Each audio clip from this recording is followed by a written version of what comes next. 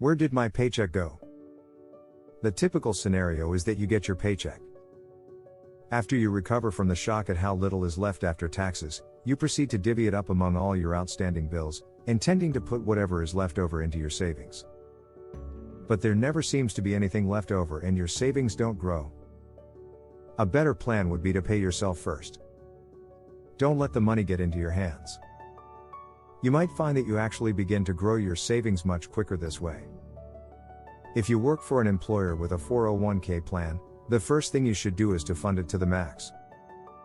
If you can't afford that, at least put enough in to get the full matching contribution from your employer. This investment is made before taxes. Your investment is larger and with the employer's contribution grows quickly. Next, have a brokerage or mutual fund company debit your banking account monthly.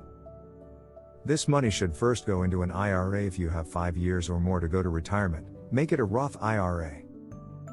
Next, have a few dollars more be debited to go into a no-load, low-cost mutual fund. The younger you are, the more aggressive your choice of fund can be. After that is done, then figure out how to pay your bills and living expenses.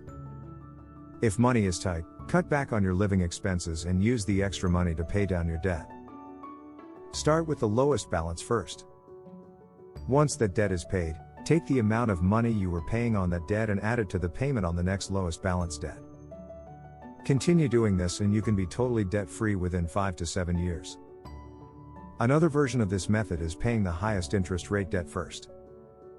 The principle is the same, you just see more progress with the first method, although it could be more costly based on how your debt is distributed.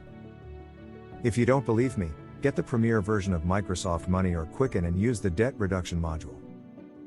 You will be shocked at how much money you will save and how fast you can eliminate debt this way.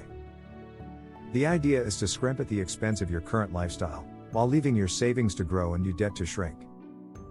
I know many of the people reading this will scream that this is an impossible plan. But it is quite doable with a little willpower and the ability to delay gratification for a while. The problem is that if you don't do this, your future might turn out to be very bleak.